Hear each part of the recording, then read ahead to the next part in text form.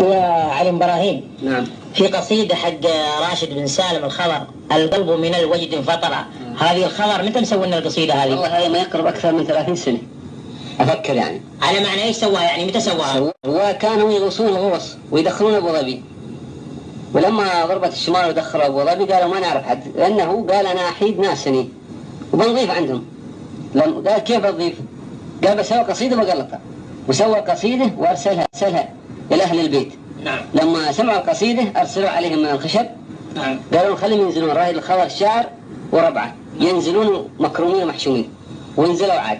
يمكن تسمعنا هاي القصيدة وتسمعنا. والله إذا أحفظها نعم بعد.